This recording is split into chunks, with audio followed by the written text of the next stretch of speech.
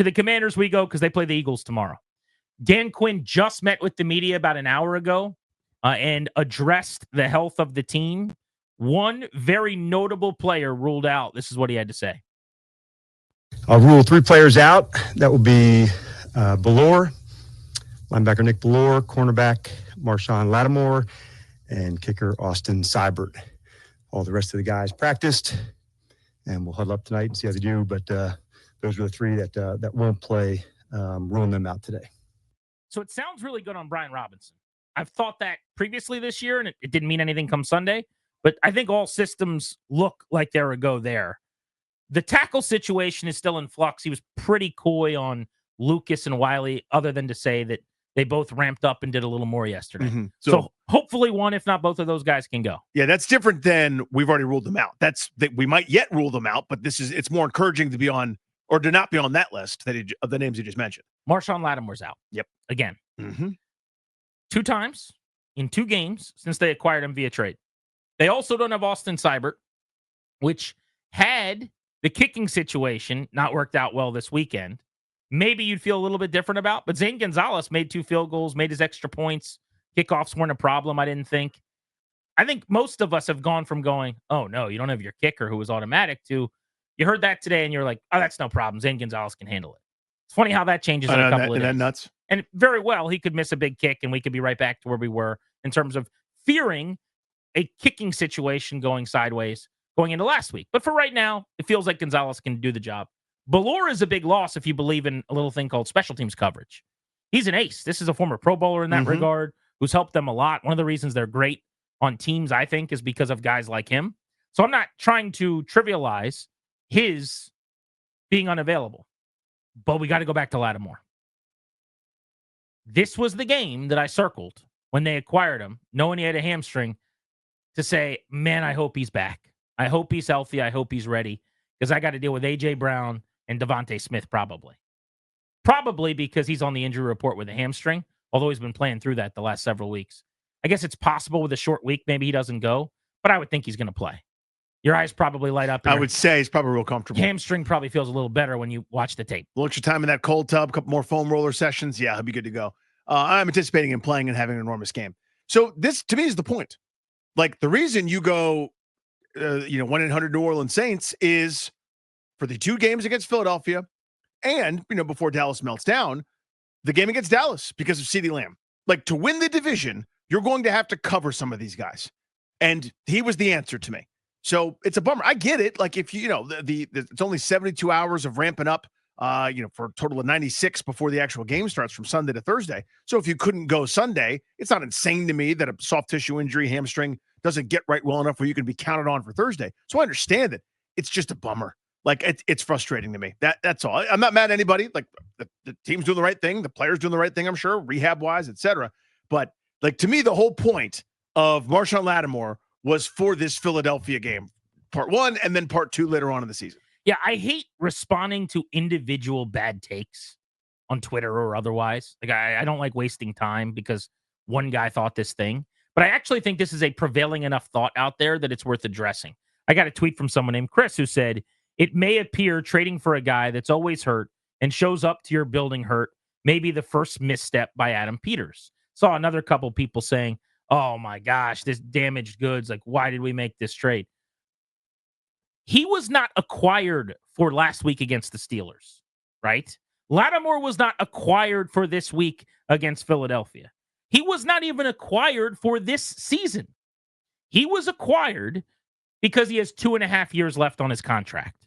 He was acquired because you get 3 postseasons of him to try to help this year and to help next year and the year after. He would not have been acquired if it was just a 2-game deal. They would not have brought him in. It's not like they thought, oh, he'll help us beat the Steelers and the Eagles, and then we'll loan him back to New Orleans. That's not what this was. This is some point this year, he's going to help them out a lot down the stretch and into the playoffs. And then you get 2 more years.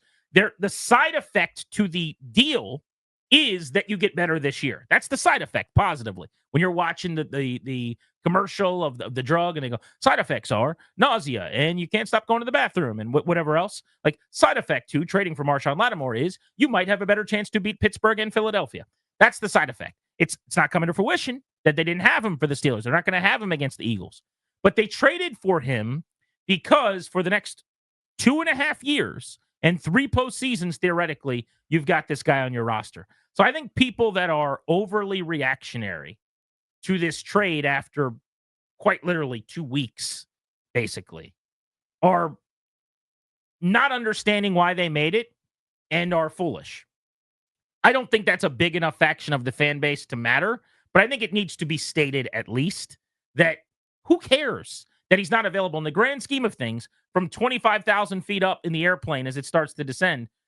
It doesn't matter that he didn't play in these 2 games. Now, in the moment, it stinks because I don't know if they thought he wasn't going to be able to play in the next couple. But I promise you it wouldn't have changed the fact that they gave up multiple picks to bring this guy in for the remainder of this year and the next 2 years. Now, if it goes badly the rest of the way and he doesn't play this season and then they release him before the start of next year and he doesn't play for the team or something, then we could talk about the mistake that they made and how ridiculous it was to trade for an injured guy.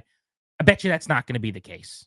I bet you they knew what they were getting into, and he's just not healing as quickly as maybe the best case scenario was. Or they might have even known, by the way. They wouldn't have told us if they did. Because you remember there was pending a medical right with the trade. But they might have known when they acquired him, and you might have known if you're Adam Peters, hey, you tell Dan Quinn, hey, he's probably not going to be ready until the mini bye after Philly. Or maybe the thought is, hey, we'll get him back after the bye week for the last month of this season. And then you still have him for your stretch run in the playoffs, and then the 2-year deal that you sign him to effectively to have your new cornerback one moving forward. But the reaction today when he was out, as if they miscalculated and a woe is me and here we go, pretty funny. Like, I just think it's silly. So I get a portion of the sentiment because if you're talking about this year, this is the biggest game they've played, and him not being available is a bummer. So, like, reactions that correspond to that, I understand, but I think your point's 100% right. This is not for this week. The trade was not for this week. In my mind, it's the reason you acquire a player at that position of his caliber is to deal with teams like this, and this is when it falls on the calendar. If it was 3 weeks from now, and they played Philadelphia back-to-back, like they did that weird bit with the Giants a couple years ago where they played the Giants, had a bye week, and then played the Giants again. If it was like that, and he couldn't play in those games a month from now, okay, we can maybe have a larger conclusion to it. But I guess it's I'm talking on both sides of my mouth. It was a way of saying, like, the whole point to me is not so that you can have Marshon Lattimore against the Carolinas, the Tennessees. The point to me is not only this year, but in future, in my division and teams that I'm going to play, have wide receivers that right now with my current roster, I can't cover. Yeah. I cannot stop them. I have no answers at all, period, full stop. Now, hopefully I have one. So not having him is a bummer. So let's go right there then next. Can they defend Brown and Smith well enough to win this game without him? Based on what you've seen with how they've handled wide receivers. Guys like Jamar Chase just getting open for a 46-yard touchdown, making it look easy. The Bengals going up and down the field. When they have played teams that can sling it, 2 weapons on the outside, they have not really had answers. Do you think Benjamin St-Juste and this secondary can step up their game enough without Latimore tomorrow to win this football game? Obviously, Peters and the front office acknowledged at the trade deadline they were not good enough without Latimore to accomplish their goals moving forward. Doesn't mean you can't do it for a day or for a couple of weeks. But where are you guys on their chances to beat the Eagles without Latimore, their chances to have a strong game in coverage against this elite tandem, A.J. Brown and Devontae Smith?